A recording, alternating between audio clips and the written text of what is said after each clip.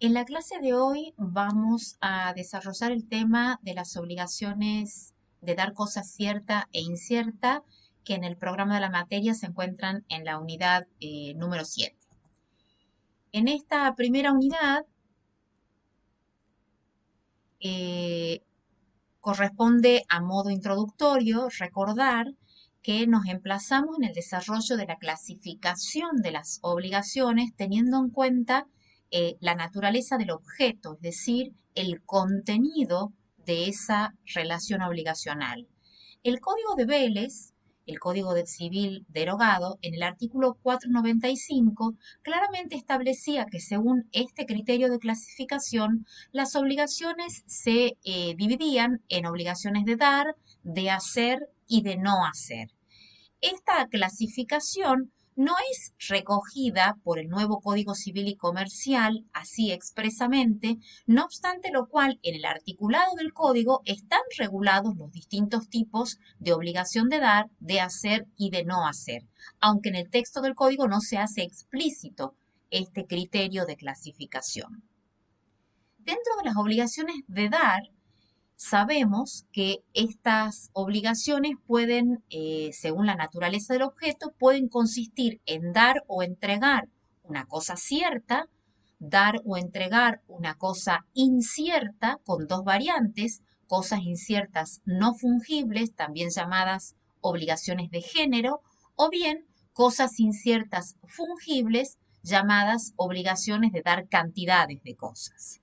A su vez tenemos las obligaciones de dar sumas de dinero, que vamos a estudiar en otra unidad, y el código incorpora, el Código Civil y Comercial incorpora ahora una nueva subespecie que es la de los bienes que no son cosas, un nuevo subtipo en el Código Civil y Comercial. Ahora bien, estas obligaciones de dar estas cosas pueden perseguir distintas finalidades y vamos a ver que esas finalidades que el deudor persigue con la entrega de la cosa impactan en el contenido, en los requisitos y en cuanto a los efectos. La finalidad de la entrega por parte del deudor puede perseguir, por un lado, que ese deudor constituya sobre la cosa un derecho real o lo transfiera a la otra parte, que ese deudor simplemente al entregar la cosa busque transferir o conceder el uso o la tenencia de la cosa, o bien que el objetivo de esa entrega sea la restitución de esa cosa a su dueño. Vamos al primer subtipo, a las obligaciones de dar cosa cierta. La obligación de dar cosa cierta es aquella obligación cuyo objeto está perfectamente identificado en su individualidad desde el momento del nacimiento de esa obligación. Es cierto que nuestro código, el Código Civil y Comercial hoy vigente, no define en particular este subtipo, obligación de dar cosa cierta, pero está perfectamente regulado en su articulado. No nos ofrece una definición, pero la regulación de este subtipo está perfectamente desarrollado en el código. El artículo 746 es la primera de las normas referidas a las obligaciones de dar cosa cierta que establecen cuáles son las reglas en cuanto a la extensión de la obligación en este tipo especial y a los deberes que recaen sobre el deudor de una obligación de dar cosa cierta. Esta norma que comentamos prevé en primer lugar que el deudor de una obligación de dar cosa cierta tiene un primer deber, que es el deber de conservar la cosa en el momento en que ésta se encontraba, al momento del nacimiento de la obligación, hasta el momento de la entrega. Es decir, aquel deudor que contrae una obligación con su acreedor desde el momento del nacimiento de la obligación está obligado a mantener a esa cosa en el mismo estado en que se encontraba al momento del nacimiento de la obligación y conservarla de ese modo hasta el momento de la entrega.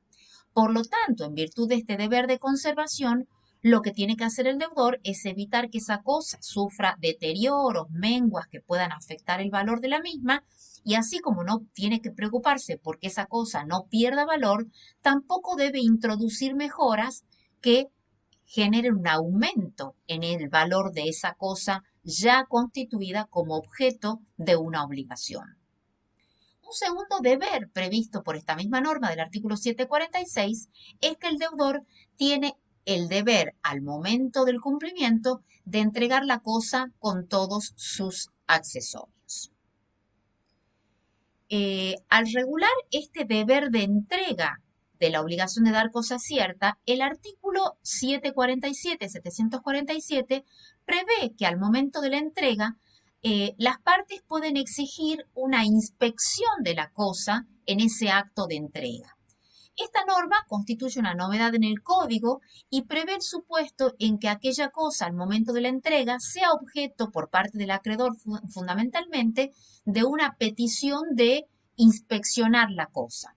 Ahora bien, una vez que ese acreedor recibe la cosa sin hacer reserva alguna, se presume que una recepción de la cosa sin reservas y luego de la inspección hace presumir que esa cosa no contiene vicios aparentes y hace presumir a su vez que esa cosa tiene la calidad adecuada conforme se pactó al momento del nacimiento de la obligación. Por supuesto que este deber de pedir, facultad de pedir la inspección y la recepción de la cosa sin haber formulado reservas, no obstante esta presunción, admite que luego el acreedor o el adquirente de esa cosa pueda invocar o acudir a las normas vinculadas a los vicios de la cosa que van a ser motivo de estudio en contratos, la teoría de los vicios redimitorios, hoy conocida como obligación de saneamiento. Pero lo que regula el Código Civil en este capítulo vinculado a las obligaciones de dar cosa cierta es que al momento de la entrega las partes pueden acordar o el acreedor puede solicitar una inspección de la cosa y el hecho de recibirla sin reservas torna operativa esta presunción del artículo 747 en referencia a que la cosa no presenta vicios y tiene la calidad adecuada conforme lo pactado. El artículo 748 incorpora otra novedad que es una previsión específica respecto de aquellas cosas que al momento de la entrega se concretan mediante la entrega de una cosa que se encuentra cerrada o bajo cubierta, llama el código, que de algún modo impide la inspección o verificación del contenido de esa cosa que se entrega. En este caso, el artículo 748 regula el supuesto, entendiendo que cuando se trata de una cosa mueble que se entrega en forma cubierta, cerrada, y donde no es posible inspeccionarla al momento de la entrega, reconoce en este supuesto particular que el deudor tiene un plazo, que es un plazo de caducidad, para reclamar cualquier defecto que presentara la cosa, tanto en sus cualidades como en sus cantidades o la existencia de algún vicio aparente, dentro de ese plazo de 3 días que el código prevé al efecto. Esta es una norma genérica que, por supuesto, no excluye aquellos supuestos especiales en los cuales, para determinado tipo de contratos o de obligaciones, exista otro plazo mayor para que el acreedor reclame en caso de no haber podido verificar la calidad de la cosa al momento de su recepción. Decíamos al comenzar que esta entrega o este dar la cosa puede perseguir distintas finalidades y que según sea la finalidad de la entrega, la regulación y los efectos de la obligación pueden ser diversos. Vamos a analizar uno de los supuestos. ¿Qué ocurre cuando la entrega de la cosa por parte del deudor persigue una finalidad concreta que es solo conceder o transferir a la otra parte el uso o la tenencia, no la propiedad de la cosa, sino simplemente el uso o la tenencia? Esto es muy frecuente, por ejemplo, en los contratos de locación. Si el propietario le entrega al inquilino el departamento por haber celebrado un contrato de locación, esa entrega por parte del deudor persigue como única finalidad que aquel que la adquiere, el inquilino, solamente tenga el uso y la tenencia de la cosa. No transfiere, por supuesto, el derecho de dominio o de propiedad sobre la misma. Lo mismo si alquiláramos un auto. En todos estos casos, la agencia que entrega el auto al locatario lo hace al solo fin de transferirle la tenencia para el uso circunstancial que motiva el contrato. En este caso, esta variedad de obligación de dar que persigue esta finalidad concreta está regulada en el artículo 749, que dice que cuando la obligación es dar una cosa determinada que tenga por objeto transferir solamente el uso o la tenencia, en estos supuestos se aplicarán las normas contenidas en los títulos especiales. ¿Qué quiere decir esto? Quiere decir que este subtipo de obligación que antes estaba regulada en el Código Civil en este capítulo, a partir del Código Civil y Comercial, la regulación de estas obligaciones que persiguen esta finalidad se remite o se traslada a la regulación que en el mismo código tienen determinadas figuras contractuales. Cuando esa entrega persiga o tenga por finalidad ceder el uso o la tenencia por un contrato de locación, se regirá por las normas de ese contrato. Cuando la entrega de la cosa lo sea porque la obligación deriva de un contrato de depósito, se aplicarán las normas del contrato de depósito y así en el caso del leasing, del transporte de cosas, etc. Este capítulo, por lo tanto, y esta es otra novedad, el capítulo de las obligaciones solo va a contemplar de las tres finalidades que compartimos al inicio de modo introductorio, solamente aquellas obligaciones de dar que tengan dos finalidades: constituir sobre esa cosa un derecho real o bien restituirla a su dueño. Vamos al primer subtipo de los relevantes que contempla el código en este capítulo de las obligaciones. Vamos a estudiar aquellos supuestos de obligaciones de dar cosa cierta que tienen por objeto constituir un derecho real o transferir un derecho real. En estos subtipos, el típico ejemplo sería el de la compraventa, cuando la obligación es de dar una cosa cierta que tiene por finalidad transferir un derecho real y que aquel que la recibe a la cosa constituya sobre ella un derecho real, tiene una importancia decisiva el momento de la entrega. Ya el Código de Vélez en el artículo 577 decía que antes de la entrega o tradición, antes de la tradición, el acreedor no adquiere sobre esa cosa ningún derecho real. Lo mismo, de algún modo, replica el artículo 750, que advierte que el acreedor no adquiere, no constituye sobre esa cosa ningún derecho real antes de la entrega o tradición. Estas normas se mantienen en el régimen jurídico. La pregunta que surge a partir de este subtipo de obligación de dar cosa cierta que tiene por finalidad transferir y constituir derechos reales, nos lleva a preguntarnos si para que se adquiera un derecho real sobre la cosa basta celebrar un acto que tenga esa finalidad, que le reconozca al acreedor el derecho al bien, o si para adquirir un derecho real o constituir un derecho real sobre esa cosa es necesario complementar ese título o ese acto jurídico con otros actos jurídicos necesarios. Y aquí tenemos que distinguir dos conceptos, el concepto de título y el concepto de modo. ¿Qué es el título? El título es el acto jurídico del que surge la voluntad de un sujeto de transmitirle al otro un derecho real sobre ese bien. El modo es el acto que concreta, que materializa ese desplazamiento efectivo del patrimonio de un sujeto al patrimonio del otro. Es ese acto que materializa o concreta ese desplazamiento que ya surge del título y que de este modo, con el acto de la entrega, lo hace cognoscible frente a los demás terceros ajenos a ese título. Existen en los sistemas jurídicos tres grandes modalidades para responder a la pregunta ¿desde qué momento esa cosa deja de ser de propiedad del deudor y pasa a ser de propiedad del acreedor? ¿Desde qué momento el deudor transfiere su derecho real al acreedor y desde qué momento ese acreedor está en condiciones de constituir un derecho real sobre esa cosa? Nos imaginemos el típico ejemplo de la compra-venta. El vendedor está obligado a entregar la cosa al comprador. Y es un típico ejemplo en el cual el deudor entrega la cosa transfiriendo al acreedor un derecho real porque el vendedor deja de ser el dueño, el que tiene el derecho real de dominio, y quien adquiere o constituye un derecho real de dominio sobre esa cosa a partir de la entrega es el acreedor. ¿Desde qué momento se produce entonces la transmisión entre las partes? Distinguimos tres sistemas: el sistema del Código Civil y Comercial argentino, el sistema del Código Civil francés y el sistema del Código Civil alemán.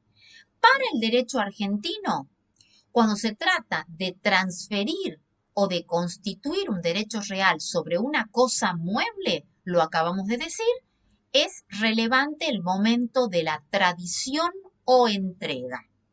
Desde el momento de la tradición hasta el momento de la tradición, el derecho de propiedad o el derecho real lo tiene el deudor. Desde el momento de la entrega, a ese derecho real lo puede constituir o lo constituye el acreedor. A diferencia del derecho francés, donde ya basta un título, un contrato de compraventa, para que desde ese momento, haya o no entrega, ya haya una transferencia del derecho real del deudor al acreedor. El Código Civil alemán coincide, tratándose de cosas muebles, con el Código argentino, porque para que se opere esa transferencia del derecho real del deudor al acreedor, se exige no solo el título, sino concretamente el acto de entrega o tradición. ¿Qué ocurre cuando estamos hablando de bienes inmuebles? Para que se produzca esa transmisión entre las partes, lo mismo que si se trata de una cosa mueble, se requiere el acto de entrega. No basta con que el vendedor venda al comprador un departamento o un inmueble rural, por ejemplo, para que ya se opere la transmisión del derecho real. Es necesaria la entrega de la cosa para el derecho argentino. En el derecho francés, por el contrario, basta un título que por el cual las partes manifiesten su voluntad de transferir y por lo tanto de adquirir un derecho real para que esa transmisión entre las partes ya se produzca. El derecho alemán marca una diferencia y para el derecho alemán, cuando se trata de bienes inmuebles, no basta con que haya un título, no basta o no es relevante si hay una entrega. Lo relevante para que esa transmisión se opere y ese derecho sobre la cosa deje de estar en cabeza del deudor y pase a la cabeza del acreedor, debe producirse la inscripción de ese título en el registro correspondiente. Hasta aquí lo que vimos es cuando esa transmisión y constitución de un derecho real sobre la cosa tiene efecto entre las partes. Pero aquí también es importante que nos preguntemos desde qué momento esa cosa deja de estar en el patrimonio del deudor y pasa a estar en el patrimonio del acreedor frente a los terceros que son ajenos a esa obligación entre las partes. En el derecho argentino, tratándose de cosas muebles, la cosa deja de ser del deudor y pasa a ser del acreedor desde el mismo momento de la entrega. Desde ese momento, ya todos los acreedores quedan ficticiamente notificados de que esa cosa dejó de ser del vendedor y pasó a ser del comprador, dejó de ser del deudor y pasa a ser del acreedor. Para el derecho francés, basta el título. Por el solo hecho de celebrar un acto por el cual una persona transfiere a otra un derecho real sobre una cosa mueble, desde ese mismo momento, también por una suerte de ficción, se entiende que es conocida por todos. Para el derecho alemán, al igual que el argentino, es necesario, tratándose de una cosa mueble, para que esa transmisión se opere del deudor al acreedor, que exista un acto de entrega de esa cosa. Pero, ¿qué ocurre cuando se trata de un bien inmueble? ¿Desde qué momento ese bien inmueble deja de pertenecer al patrimonio del deudor para pasar al patrimonio del acreedor y que esa transmisión tenga efectos respecto de los terceros? En el caso del derecho argentino se exige la tradición, la entrega, pero además, para que sea oponible frente a cualquier otro tercero, se requiere que esa transmisión se haya inscripto en el registro inmobiliario. En el derecho francés también se requiere el título y que ese título sea inscripto, y en el derecho alemán, que ya exigía respecto la inscripción para las partes, también aquí la exige respecto de los terceros. Esto tiene muchísima importancia, sobre todo cuando los terceros de los cuales hablamos sean acreedores que quieran por razón de alguna deuda, embargar ese bien, es muy importante saber desde qué momento deja de ser del patrimonio del deudor y pasa a ser del patrimonio del acreedor. Sobre esto volvemos más adelante. Abordamos ahora otro tema que es el tema de las relaciones entre acreedor y deudor y las distintas situaciones que pueden presentarse desde el momento del nacimiento de la obligación hasta el momento en que se concreta la entrega de la cosa. Vamos al supuesto de las mejoras. ¿Qué son las mejoras? Las mejoras están reguladas tanto en su concepto como en cuanto a su clasificación en el artículo 751. Una mejora es un aumento en el valor intrínseco de la cosa. Una cosa se puede ver aumentada o mejorada cuando su valor intrínseco crece por alguna de las dos causas. Porque las mejoras pueden ser naturales, cuando ese mayor valor deriva de la acción de la naturaleza, o bien pueden ser mejoras artificiales, aquellas en las que la cosa aumenta de valor como consecuencia de una conducta o de un hecho realizado por el deudor. Analizamos ahora los distintos subtipos de mejoras artificiales que están previstas en el artículo 751 y ustedes van a ver la importancia práctica que tiene. Una mejora es necesaria cuando se refiere a aquellas que es necesario acometer o realizar para el mantenimiento de la cosa o aquellas que resultan indispensables para conservar a esa cosa objeto de la obligación. Por otro lado, tenemos a las mejoras útiles, que son aquellas que se introducen y que resultan de provecho o que benefician a cualquier sujeto que entre en contacto con la cosa, a cualquier poseedor. Y por otro lado, tenemos las llamadas mejoras voluntarias, suntuarias o de mero lujo, que son aquellas mejoras que benefician o eventualmente interesan solamente a aquel que introduce las mejoras. Demos un ejemplo. Supongamos que se celebra un contrato de compra-venta entre un vendedor y un comprador y que ese contrato de compra-venta tiene por objeto un inmueble que es una casa de fin de semana en Tafí del Valle. Contrato de compra-venta que versa sobre un inmueble rural. Vimos hace un rato que el primer deber que tiene todo deudor de una obligación de dar cosa cierta es conservar la cosa en el mismo estado en que se encontraba al momento del nacimiento de la obligación. Supongamos que en este contrato, las partes celebran este contrato de compra-venta en el mes de septiembre, pero acuerdan que el plazo de entrega de ese inmueble será en el mes de marzo del año siguiente, porque acuerdan comprador y vendedor que el vendedor quiere pasar las últimas vacaciones de verano en ese inmueble en el que toda su vida veraneó. Las partes acuerdan entonces postergar la entrega de la cosa varios meses, tiempo durante el cual el vendedor permanece ocupando la cosa. En vista de este deber de conservar la cosa en el mismo estado en que se encontraba al momento del nacimiento de la obligación, ese deudor debe conservarla y mantener ese estado. Puede que sea necesario, por lo tanto, durante esos meses previos a la entrega, que ese deudor de la obligación de entregar, el vendedor, se vea obligado a realizar gastos destinados a conservar la cosa en el mismo estado en que se encontraba. Supongamos que los animales o las vacas del lugar rompen el alambrado, rompen un cerco, ese deudor vendedor deberá asumir los gastos para conservar la cosa, por ejemplo, reemplazando el alambrado roto por un alambrado nuevo.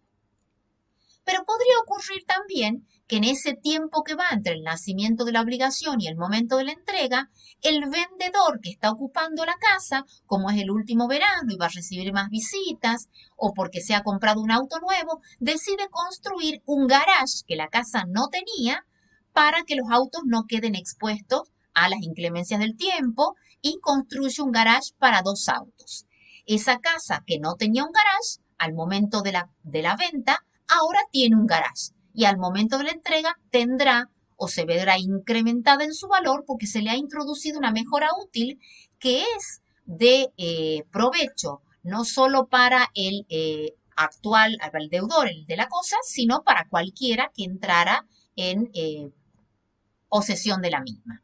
O bien, podría ocurrir que, como ese vendedor tiene nietos que son aficionados al básquet, decida además en esa propiedad, como tiene espacio, construir una cancha de básquet para que jueguen sus nietos, para pasar un momento lúdico de esparcimiento, para invitar amigos, para eventualmente organizar algún campeonato y, por qué no, tal vez obtener alguna renta de la organización de algún evento deportivo. Tres tipos distintos de mejoras en el caso de un contrato u obligación particular. ¿Qué ocurre con estas mejoras? En el caso de las mejoras se aplica un principio que es el principio res crescit domino. Quiere decir que las cosas crecen para su dueño. La pregunta es quién es el dueño y por lo tanto quién es el que se beneficia de ese mayor valor. Nosotros dijimos que hasta el momento de la entrega el acreedor no adquiere ningún derecho real, razón por la cual hasta el momento de la entrega el dueño es el deudor. La pregunta sería entonces, ese deudor dueño que tiene una cosa que aumentó del valor, ¿tiene derecho a reclamar al comprador, al acreedor, el valor de esas mejoras que la cosa tiene? El código regula el tema de las mejoras y distinguimos.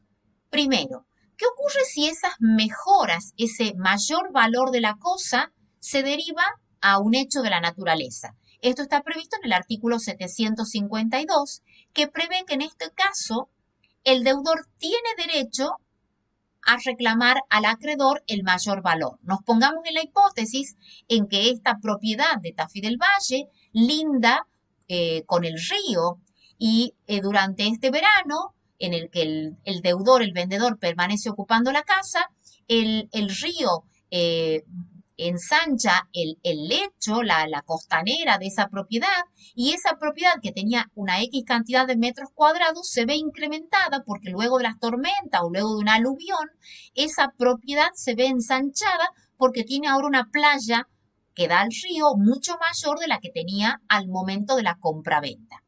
¿Puede ese vendedor, deudor, propietario que ve incrementado por el hecho de la naturaleza el valor de su propiedad reclamar al acreedor, al comprador, esa diferencia por los metros cuadrados adicionales? Tiene derecho a reclamarla porque es una cosa, se estaría desprendiendo de una cosa de mayor valor por un precio que no refleja ese valor. Aquí el código prevé en el artículo 752 que el deudor puede reclamar ese mayor valor y el acreedor tiene una opción. La primera, aceptar que está recibiendo una cosa incrementada y por lo tanto con un mayor valor que debe pagar, acepta la mejora y paga la diferencia de ese valor. O bien, segunda posibilidad, es rechazar ese mayor valor, razón por la cual esa operación, esa compraventa, puede disolverse, quedar sin efecto, sin responsabilidad alguna, porque aquí ese aumento en la cosa deriva de un hecho de la naturaleza, no se le puede reprochar tampoco al deudor haber aumentado la cosa, infringiendo el deber de conservarla en el mismo estado en que se encontraba al momento del nacimiento de la obligación, porque deriva de un hecho de la naturaleza, pero tampoco puede ser obligado a perder ese deudor un mayor valor. Razón por la cual, reiteramos, según el artículo 752, si la cosa aumenta su valor por un hecho de la naturaleza, ese deudor tiene derecho a reclamar el mayor valor y el acreedor la opción de aceptarla o no. Si la acepta, debe pagar el mayor valor. Si la rechaza, esa obligación se extingue sin ninguna responsabilidad para las partes. ¿Qué ocurre? Y esto es lo más frecuente, cuando se introducen mejoras artificiales. Vamos al primer supuesto.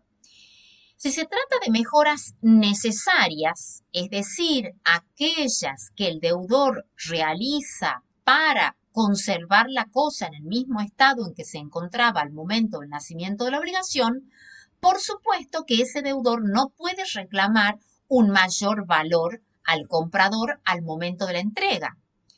Pero se impone distinguir dentro de las llamadas mejoras necesarias algunos supuestos que pueden dar lugar a algunas discusiones. La primera, si se trata de mejoras que hacen a la estricta conservación de la cosa, pero que no incrementan su valor, por supuesto que ese gasto en el que hubiera incurrido el deudor no puede ser reclamado. Supongamos que tiene que reemplazar el alambrado, supongamos que tiene que conservar el parque con el césped cortado, limpiar las canaletas, cuidar las humedades que pudieran aparecer en las paredes. Si se trata de gastos vinculados a la estricta conservación de la cosa, pero que no incrementan el valor, por supuesto que no puede pretender el deudor reclamar el reembolso de esos gastos. La pregunta se presenta, o la duda se presenta, cuando se trata de mejoras necesarias que sí aumentan o en forma sustancial o importante el mayor valor de la cosa. Supongamos que esta casa de Tafí del Valle se vende y en el contrato figura que era una casa que se encontraba calefaccionada en todos sus ambientes. Y en este tiempo que va entre el nacimiento de la obligación y el momento de la entrega, la calefacción que tenía la casa se deteriora y deja de funcionar. Y ya no es posible para el vendedor reemplazarla por calefacción del mismo tipo, que era una calefacción a gas, y ese vendedor se ve obligado a instalar una nueva calefacción mucho más costosa y sofisticada, que hace que esa casa, que antes tenía una calefacción más precaria, pasa a tener luego una calefacción más sofisticada que aumenta el valor de la cosa. La pregunta es, ¿esta mejora necesaria, pero que aumenta el valor a la cosa, autoriza a que ese deudor reclame ese mayor valor al acreedor? La regla es que no, porque se trata de mejoras necesarias que hacen a mantener a la cosa en el estado en que se encontraba al momento del nacimiento de la obligación. Por excepción, algún sector de la doctrina considera que si ese deudor se hubiera visto obligado a realizar un gasto que aumenta sustancialmente en forma notoria el valor de la cosa, podría reclamarla y eventualmente, si el acreedor se negara, podría ser sometida a una decisión judicial y eventualmente el juez, para evitar un enriquecimiento indebido por parte del comprador, podría autorizar a que ese gasto se reembolse al deudor que introdujo estas mejoras. Pero la regla es siempre que no, las mejoras necesarias no son reembolsables. ¿Qué ocurre cuando se trata de mejoras útiles? Recordamos que el deudor está obligado a conservar la cosa en el mismo estado en que se encontraba al momento del nacimiento de la obligación. ¿Qué ocurre entonces con este deudor que construyó un garage que sin ninguna duda resultó de utilidad para el deudor vendedor y seguramente sería de utilidad para el acreedor comprador? La regla es que el deudor no tiene derecho a reclamar el reembolso de las mejoras útiles. La razón es que, por un lado, este deber de mantener las cosas a que estaba sujeto el deudor, y por otro lado, se dice que si se autorizara el derecho del deudor a reclamar reembolsos, se estaría estimulando conductas reñidas con la buena fe, porque ese deudor podría realizar gastos para luego especular con su reembolso por parte del acreedor. Ahora, ¿qué ocurre en el caso concreto? Supongamos que el deudor introduce una mejora útil y pretende luego que el acreedor se la reembolse al momento de la entrega. Las opciones son las siguientes. El acreedor a quien el deudor le reclama o le solicita acepte la mejora y la reembolse, tiene tres opciones. La primera, decir, la verdad que sí, me viene muy bien tener garage, que no estaba previsto. La casa sin duda aumenta el valor, el bien aumenta el valor con una cochera para 2 autos, acepto la mejora, acepto que tiene un aumento y como la acepto, pago el gasto de esa mejora, el costo del presupuesto de construcción de esa mejora. La segunda opción es no aceptar, rechazar la mejora útil y pedir que esa mejora sea retirada o destruida.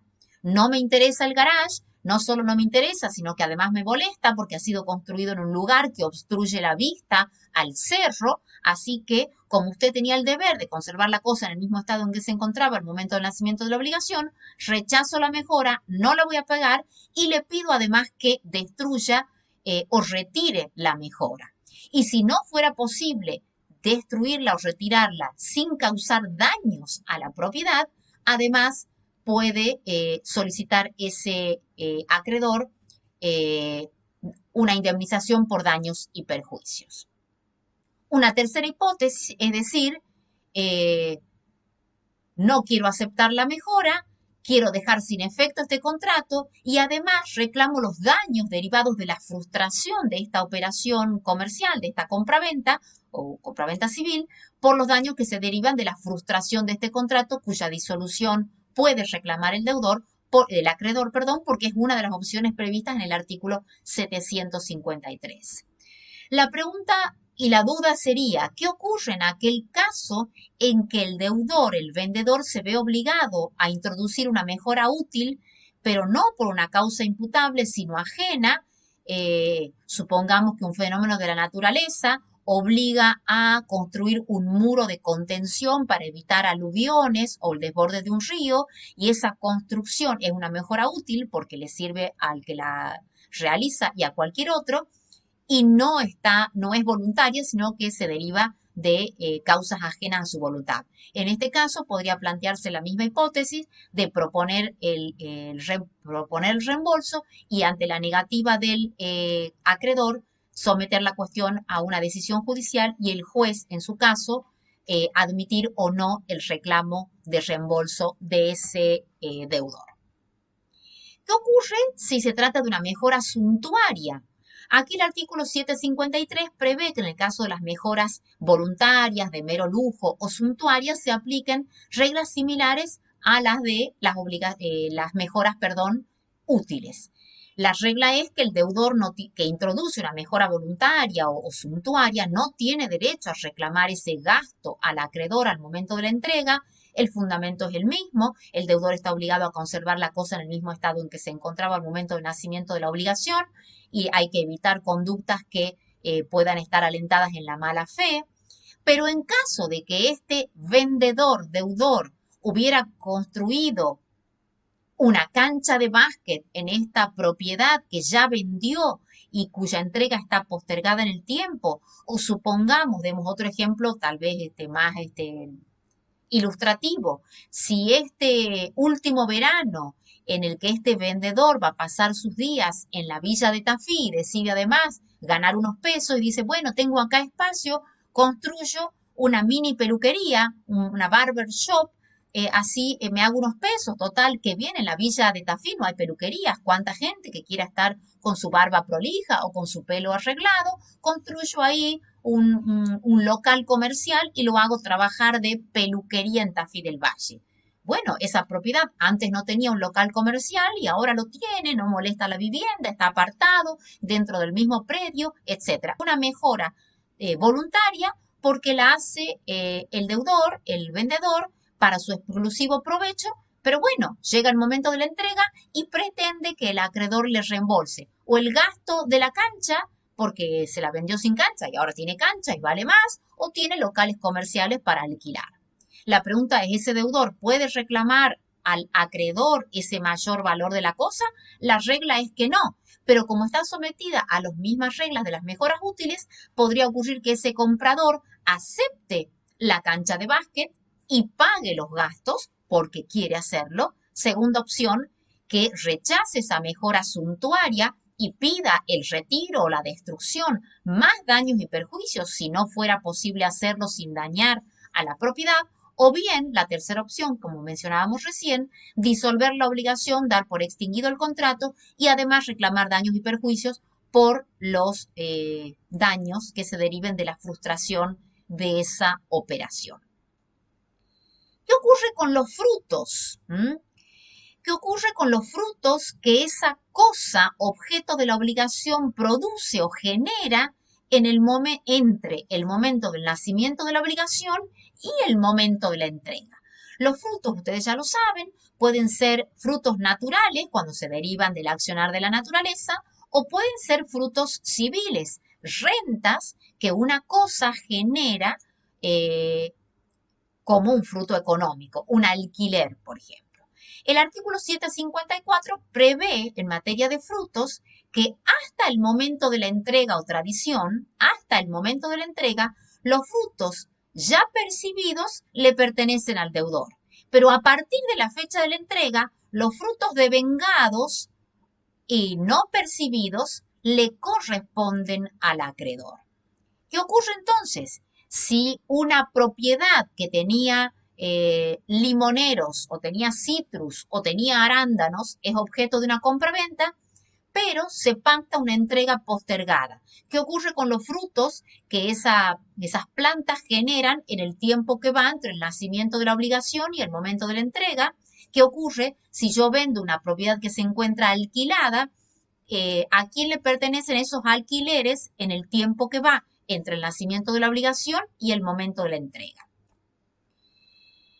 Aquí la situación está regulada, como dijimos recién, por el código que introduce una novedad y que establece claramente que hay que distinguir entre frutos que se han devengado y efectivamente percibidos por el deudor antes de la entrega, de aquellos frutos que, si bien pueden haberse generado o devengado, no se han percibido y por lo tanto se encontraban pendientes al momento de la entrega. Pues aquí lo importante es que el concepto de la percepción es el que decide la suerte de los frutos. Si los frutos fueron percibidos, es decir, en el tiempo que va entre el nacimiento de la obligación y el momento de la entrega, el deudor percibió, cobró los alquileres o se hizo de los frutos, le pertenecen. Desde el momento de la entrega, aunque hubiera frutos pendientes que ya se habían generado o devengado, pero si no fueron efectivamente percibidos por el deudor, ya le pertenecen al acreedor.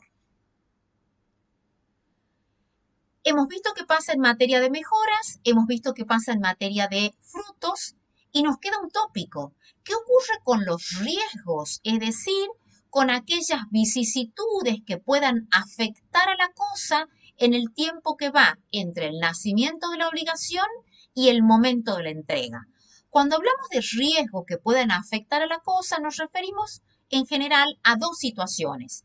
A las situaciones de pérdida, que son aquellas en las cuales la cosa, por cualquier razón, en el tiempo que va entre el nacimiento de la obligación y el momento de la entrega, esa cosa se pierde, se extingue, desaparece, muere, si se tratara de una cosa mueble, un ser vivo, una vaca, por ejemplo, o bien la segunda hipótesis, el segundo riesgo, que sería el riesgo de deterioros, es decir, que la cosa se vea deteriorada o sufre una mengua entre el tiempo que va desde el nacimiento de la obligación al momento de la entrega.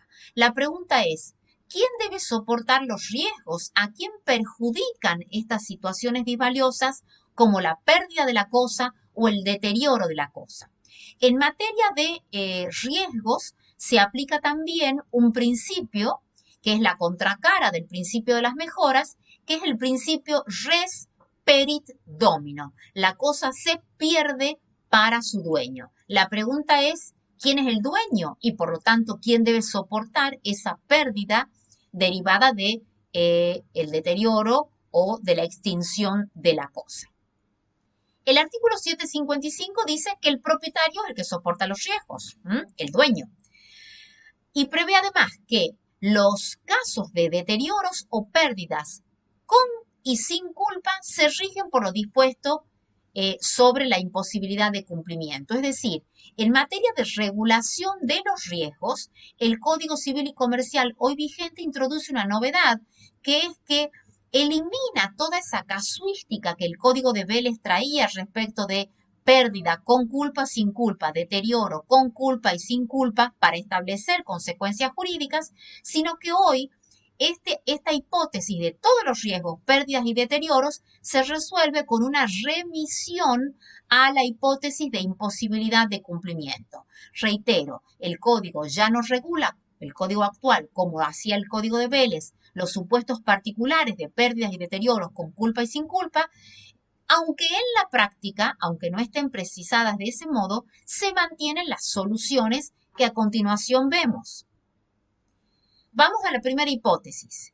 Si la cosa se pierde o se deteriora sin culpa del deudor, es decir, por caso fortuito, Supongamos que esta casa de Tafí del Valle, que es objeto del contrato de compraventa entre este deudor y este acreedor, esa casa se pierde porque viene un aluvión que arrasa con la casa, que queda bajo el lodo y que a su vez esa tierra se erosiona y la casa se destruye, se pierde, desaparece. ¿O qué ocurre si esta misma casa no se pierde, pero se deteriora porque como consecuencia de este accionar de la naturaleza, de este aluvión, la casa se ve deteriorada por este evento de la naturaleza, parcialmente derruida, derrumbada, etc.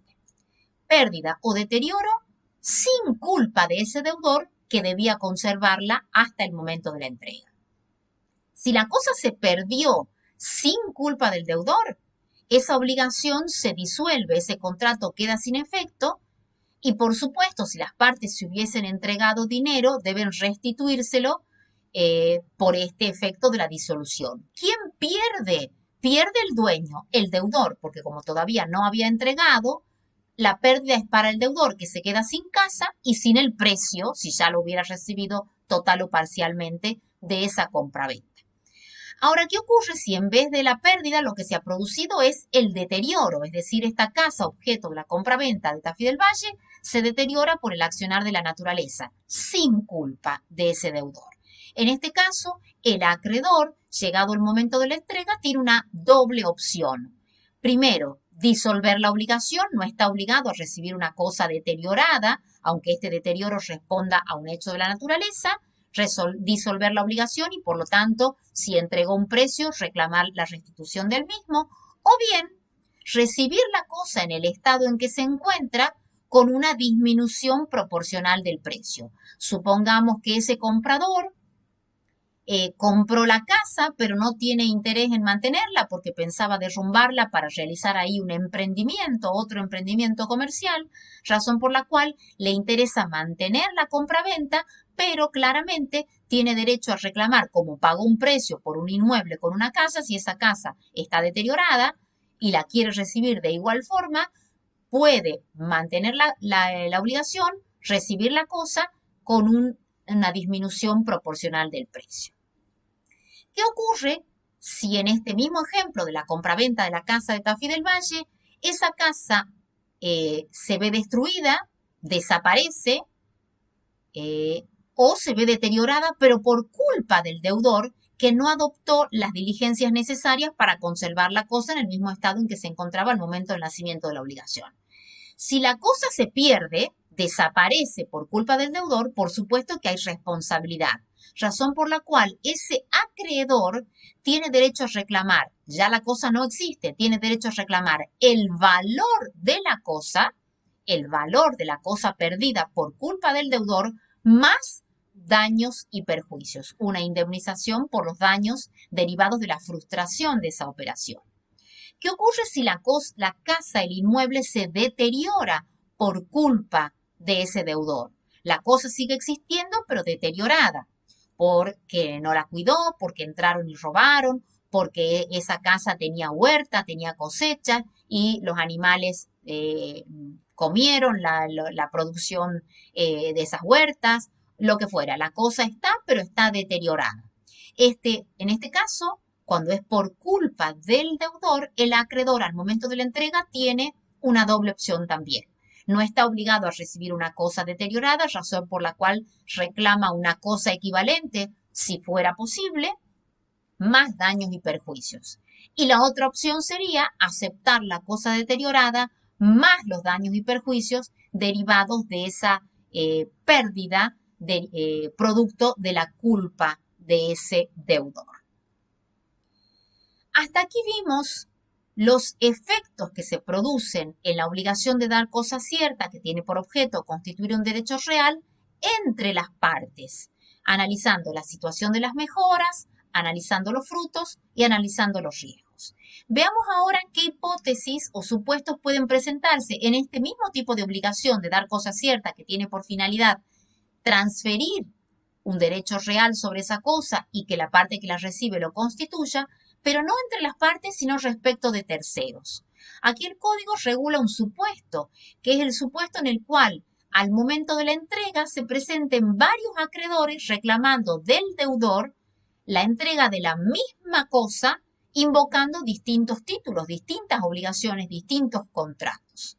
Aquí tenemos que distinguir si esa obligación recae sobre una cosa mueble o sobre una cosa inmueble. Vamos a la primera hipótesis. ¿Qué ocurre si se trata de una cosa inmueble y ese deudor comprometió en venta, celebró varios contratos de compra-venta con distintos compradores sobre la misma cosa y se presentan todos reclamando la entrega de la casa ubicada en Tafí del Valle? El artículo 756 prevé que si varios acreedores reclaman la misma cosa inmueble prometida por el deudor y todos esos terceros son de buena fe y a título oneroso, ¿quién va a prevalecer? ¿A quién se le va a reconocer un mejor derecho y por lo tanto la prioridad para obtener la propiedad de la cosa? El código da opciones diversas. La primera, si son varios los que reclaman la entrega de la cosa, prevalece el que tiene emplazamiento registral y tradición, es decir, el que tiene su compraventa inscripta, emplazamiento registral, inscripción y tradición, inscripción y entrega. Si a alguno de ellos se le entregó la cosa y luego se presentan otros, prevalece aquel que tiene la cosa ya entregada y que tiene un título debidamente inscripto. Si se presentaran varios acreedores y ninguno de ellos tiene el título inscripto, prevalece aquel que ha recibido la efectiva entrega de la cosa. Si son varios los que reclaman, ninguno de ellos inscribió el título, pero hay alguno de ellos que ya se encuentra ocupando la cosa, prevalece el que ha recibido esa entrega de la cosa. ¿Qué ocurre si ninguno ha recibido la entrega de la cosa y todos invocan un derecho a que la cosa les sea entregada frente a ese deudor? Va a prevalecer el que tenga el título inscripto de fecha anterior. Si varios se presentan con una registración, el de fecha anterior, el que tenga un título con emplazamiento registral precedente, el que vencerá respecto de los demás. En los demás supuestos, cuando no haya ni entrega, ni inscripción por parte de ninguno de ellos, prevalecerá frente a los demás aquel que tenga el título de fecha anterior. Esto es importante porque podría ocurrir que alguien que tenga un título anterior pero no tenga entrega se vea perdidoso frente al que ocupa efectivamente la cosa. Esta cuarta hipótesis, el inciso D del artículo 756, prevé la hipótesis en que ninguno de esos acreedores que reclama la entrega se encuentre efectivamente con un título inscripto y que a ninguno de ellos se le haya otorgado la entrega del bien. Por lo tanto, habrá de prevalecer el que exhiba un título de fecha anterior respecto de los demás. ¿Qué ocurre cuando se trata de una cosa mueble que ha sido prometida en venta por ese mismo deudor a varios acreedores y todos son de buena fe y a título oneroso? ¿Quién va a prevalecer? La primera hipótesis, la del inciso A, prevé el caso de que se trate de una cosa mueble registrable. Si se trata de un bien registrable, prevalecerá aquel que lo haya inscripto primero, si se trata de una inscripción registral de más de un acreedor que exhiben o que alegan tener el título inscripto.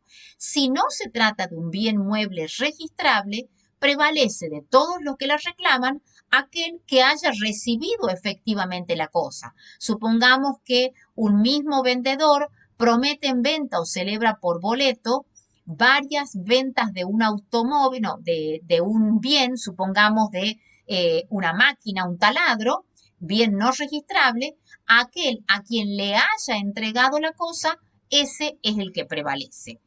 En los demás supuestos, en donde no se trate de un bien registrable y a ninguno de ellos se le haya hecho entrega del bien, pero se lo haya vendido efectivamente a distintos sujetos, prevalecerá el que exhiba un título de fecha anterior respecto de los demás.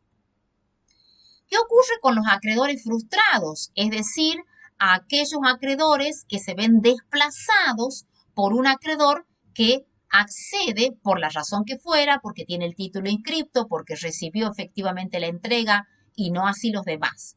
El acreedor frustrado, según el artículo 758, tiene derecho a reclamar, a demandar al deudor, no ya por la entrega de la cosa que ha quedado en manos de otro acreedor, sino que se deberá contentar con un reclamo de daños y perjuicios derivados de la frustración en el cumplimiento de esa obligación. Hasta aquí vimos los supuestos de las obligaciones de dar cosa cierta que tienen por objeto constituir un derecho real sobre la cosa o transferir un derecho real sobre la cosa. La tercera hipótesis, la hipótesis en que la obligación de dar persigue como finalidad restituirla a su verdadero dueño, aquí estamos en un escenario distinto, porque estamos en la situación inversa. Aquí el dueño de la cosa no es el deudor, sino que el dueño de la cosa es el acreedor que espera recuperar la cosa con el acto de la entrega.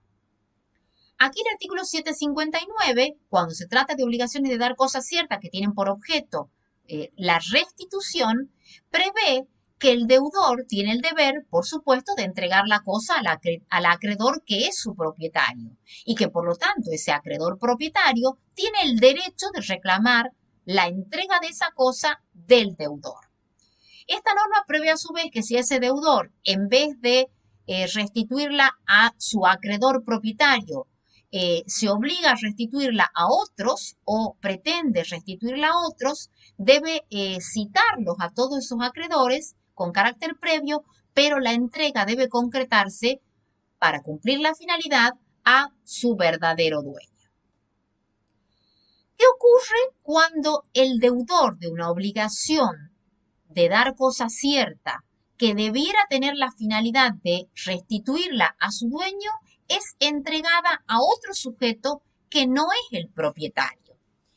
Vamos al caso de cosas no registrables. Nos pongamos en la hipótesis de un comodato. Supongamos que contratamos un servicio de televisión por cable, un contrato de servicio, pero para la prestación del servicio nos instalan una antena parabólica que está dada en comodato. Pero si se extingue o cesa el contrato de servicios de la televisión por cable, yo deudor estoy obligado a restituir a su dueño, a la empresa, esa antena que está dada en comodato, solamente para el uso o la tenencia, pero que debe ser restituida. ¿Qué ocurre si contrato un servicio de internet y en comodato me ponen en mi domicilio un router que está dado en comodato? Finalizado el contrato o extinguida la relación con ese proveedor del servicio, yo usuario debo restituir la cosa a su dueño, esa antena. ¿Qué ocurre si como consecuencia de trabajar en un determinado lugar o de adquirir un bien mayor, se me entrega en comodato un celular que en caso de extinguirse la relación principal debo restituir a su dueño? ¿Qué ocurre en todas estas hipótesis cuando el deudor, en vez de entregar la cosa a su dueño llegado el momento del cumplimiento, la entrega a un tercero que no es el propietario? Aquí este supuesto está regulado en el artículo 760, que prevé la hipótesis. ¿Qué ocurre o qué derechos tiene ese acreedor cuando ese deudor ha transferido una cosa mueble no registrable y la ha transferido a un tercero a título oneroso? ¿Qué derechos tiene este acreedor? Lamentablemente, si ese bien ha sido entregado por el deudor a un tercero a título oneroso y de buena fe, el acreedor no podrá reclamarla de ese tercero siempre que se den los requisitos que prevé el artículo 760, es decir, que ese tercero sea de buena fe, que no haya sabido que aquel que le entregó no era su dueño, que se haya concretado la entrega y que esa adquisición por parte del tercero haya sido a título oneroso. Si fue a título gratuito, sí puede vencer ese acreedor. ¿Cuál es el fundamento por el cual ese acreedor se verá frustrado? Aquí el sistema adopta o hace prevalecer un valor, el valor seguridad, y protege al tercer adquirente de buena fe y a título oneroso, haciéndolo prevalecer respecto del acreedor verdadero propietario de la cosa mueble, del bien, perdón, no registrable. ¿Qué ocurre por el contrario cuando se trata de bienes muebles registrables o de bienes inmuebles, por supuesto, registrables? En este caso, si el deudor que alquiló a una empresa de rentacar un bien y llegado el momento de restituirlo, no lo restituye a su dueño, sino que lo transfiere a un tercero, o de aquella persona a la que se le prestó una casa, se le facilitó una locación o por el contrario simplemente un préstamo de uso de una vivienda y en vez de restituirla a su dueño la transfiere a un tercero. Tratándose de bienes registrables, la solución es distinta porque el artículo 761 plantea el supuesto y dice, si se trata de una obligación de dar cosa cierta que tenía por finalidad su restitución al dueño y se trata de una cosa mueble o inmueble registrable, aun cuando el deudor la hubiera transferido a título oneroso, aquí el acreedor sí tiene derecho a reclamar una acción, a ejercer una acción real contra ese tercero, aun cuando este tercero invoque haber adquirido un derecho real sobre la cosa, porque aquí el fundamento es distinto, que estos terceros no pueden alegar buena fe, porque tratándose de bienes registrables, ese tercero debió verificar, y eso sale de la información registral, que el verdadero dueño no era aquel que le transfirió el vehículo o que le transfirió la casa. Como la inscripción es oponible a los terceros, no pueden los terceros alegar buena fe, así que en este caso sí el acreedor puede ejercer una acción para obtener la reivindicación de esa cosa de su propiedad. Hasta aquí vimos las obligaciones de dar cosa cierta que tenían por objeto transferir o constituir derechos reales, restituirle a su dueño, y vimos que respecto de las que tenían por finalidad transferir el uso o la tenencia, se deben remitir a la regulación especial de los contratos específicos. Ahora bien, dijimos que las obligaciones, además de dar cosa cierta, pueden ser obligaciones de dar cosa incierta, y estas están reguladas en el artículo 762, que prevé que la obligación de dar es de género si recae sobre cosas determinadas solo por su especie o por su cantidad. La obligación de dar cosa incierta, por lo tanto, puede subdividirse en obligaciones de género, cuando se trata de obligaciones de dar cosa incierta no fungible. Yo les pongo ahí como ejemplo la obligación de entregar un Smart TV 43 pulgadas, o bien una obligación de dar cantidades de cosas cuando se trata de obligaciones de dar cosa incierta fungible. Dando un ejemplo, la obligación de entregar 2.000 kilos de harina común.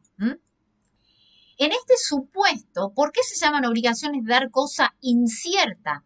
Porque se trata de un supuesto en donde hay una indeterminación del objeto al momento del nacimiento de la obligación, que exige que esa cosa que está en estado de indeterminación atraviese una etapa en el momento que va entre el nacimiento de la obligación y el momento del cumplimiento, que es el de la elección, que es el momento en el que esa obligación dejará de ser una obligación de dar cosa incierta para convertirse en una obligación de dar cosa cierta.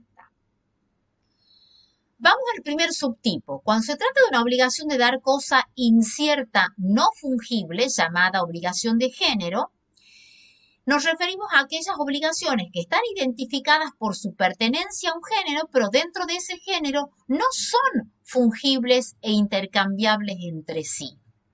En las obligaciones de dar cosa incierta no fungible, el artículo 762 dice que cuando se trata de obligaciones de género, esas cosas deben ser individualizadas a los fines de su cumplimiento. La pregunta es, ¿a quién le corresponde la elección de la cosa que habrá de ser objeto de la entrega concreta dentro de todas aquellas que integran dicho género? La regla es que le corresponde al deudor identificar a la cosa que dentro del género tendrá la aptitud para extinguir la obligación. La regla entonces es que le corresponde al deudor, pero bien podrían las partes pactar en la obligación que dentro de todas las unidades que pertenecen al género sea el propio acreedor o bien un tercero el que individualice cuál de las cosas dentro del género será la que deberá entregar el deudor para cumplir la obligación, satisfacer el interés del acreedor y extinguir la obligación respecto del deudor.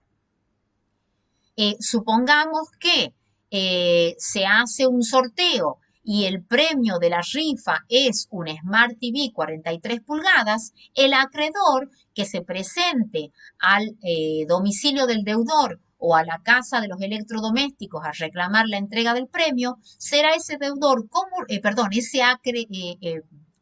el deudor, se presentará el acreedor y el deudor será quien elija cuál de todos los Smart TV 43 pulgadas disponibles es el que cancela la operación. Por excepción podría ocurrir, dijimos, que el acreedor o un tercero sean los encargados de la elección. La segunda pregunta es, ¿cómo debe hacerse esa elección? ¿Se trata de una elección libre o existen reglas que deban observarse al momento de elegir cuál dentro del género es la cosa que deberá entregar el deudor para cumplir dicha obligación? El artículo 762 establece reglas que es la regla de la calidad media. Esto significa que si la elección le corresponde al deudor, el deudor no puede elegir para cumplir la obligación la peor de todas las cosas que integra el género. A la inversa, si la elección le corresponde al acreedor, el acreedor no puede elegir dentro del género a aquella que sea la mejor o la más costosa para cumplir la obligación. La regla entonces es que hay que sujetarse a una calidad media, salvo que se trate de una obligación de género limitado, donde allí sí la elección es libre, le corresponda al quien le corresponda.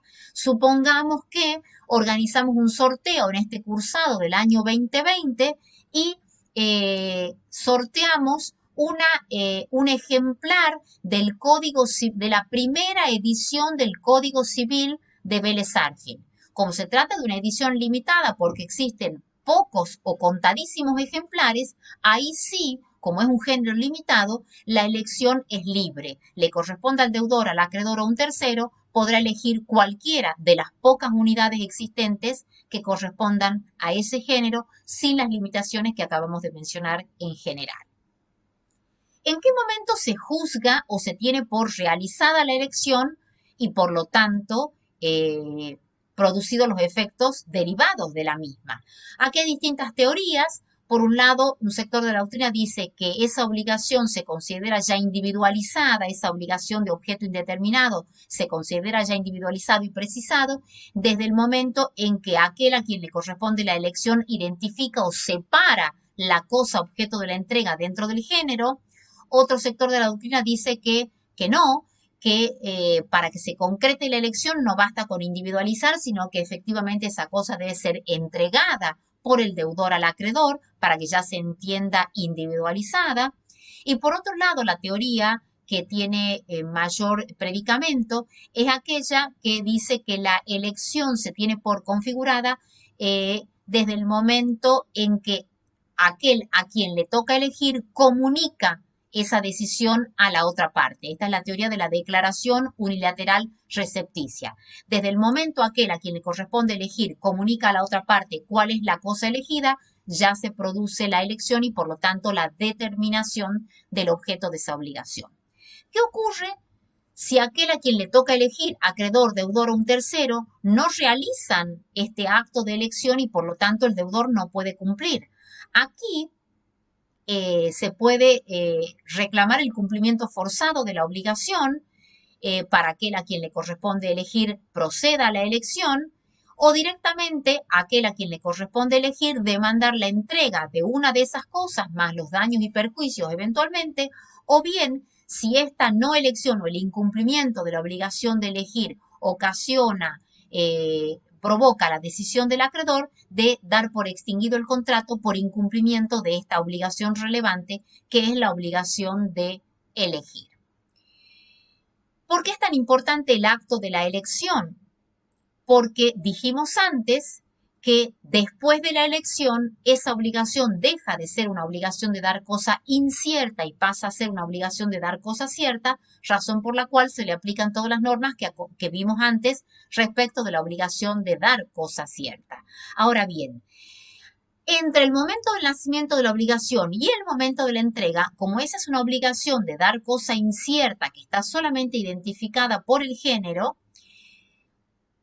ese deudor no puede liberarse invocando pérdidas de la cosa, no puede invocar caso fortuito para liberarse de la obligación, porque si la obligación no está la cosa objeto de la obligación no está identificada, es una obligación de género y existe un principio que dice el género no perece como género, razón por la cual, por supuesto, en caso de que pereciera o se extinguiera o desapareciera alguno de los ejemplares que integra el género, el deudor no se puede liberar invocando esas pérdidas porque el género como tal no desaparece. Salvo, por supuesto, que se tratara de un género limitado, como dábamos el ejemplo recién, si una unidad de ese género limitado desaparece, solo en ese supuesto ese deudor podría liberarse. ¿Qué ocurre cuando esa obligación de dar cosa incierta recae sobre cosas fungibles, llamadas también obligaciones de cantidad? Aquí nos referimos a aquellas obligaciones cuyo objeto solamente está identificado, no por su pertenencia a un género, sino solamente identificado por un número, por un peso o por una medida. Aquí en este caso se llaman obligaciones de cantidades, donde ese objeto de la obligación son cosas esencialmente fungibles entre sí, porque es posible sustituir una cosa por otra de la misma especie. Todo individuo de una especie es igual a otro de la misma especie, razón por la cual se trata de cosas fungibles. Aquí también, como el objeto de esa obligación solamente está identificado por una cantidad, también aquí es necesario proceder a este acto mediante el cual esa obligación deja de ser una obligación de dar cosa incierta y pasa a ser una obligación de dar cosa cierta. ¿En qué corresponde el acto de la elección? Como están expresadas en cantidades, esta obligación, este acto de elección, perdón, corresponde o se trata de contar, pesar o medir. ¿A quién le corresponde realizar esta actividad de contar, pesar o medir que hará que esta obligación deje de ser una obligación de dar cosa incierta y pase a ser una obligación de dar cosa cierta? Pues aquí lo que se dice es que le corresponde, se aplican las mismas reglas de la obligación de dar cosa cierta, perdón, cosa incierta no fungible, eh, y lo que se destaca es que este acto de contar, pesar o medir, a diferencia del anterior, que era un acto unilateral, este es un acto bilateral, porque mientras una de las partes cuenta, pesa o mide, la otra parte debe controlar esa actividad y desde ese momento, antes de la elección, esa obligación es una obligación de dar cosa incierta fungible y desde la elección pasa a ser una obligación de dar cosa cierta. Nos pongamos en la hipótesis en que sea objeto de un contrato la venta de 5 toneladas de caña o el objeto de la venta sean 2.000 kilos de harina en bolsa o que la obligación de entregar sea 200 litros de aceite virgen o 500 litros de gasoil común. Como esa obligación, el objeto de esa obligación está expresado en una mera cantidad, es una obligación de dar cosa incierta fungible expresada en una cantidad que luego de la elección, luego del acto de contar, pesar o medir, pasará a ser una obligación de dar cosa cierta y le serán aplicables, por tanto, las reglas de esa categoría o subtipo obligacional. Con esto concluimos los temas de estos tópicos, obligación de dar cosa cierta e incierta pertenecientes a la unidad 7. Queda a disposición de ustedes la bibliografía sugerida, mi correo electrónico para cualquier consulta y este PowerPoint en formato PDF acompañando como respaldo la clase, que lo tendrán subido al aula virtual en el formato que acabo de mencionar. Muchas gracias.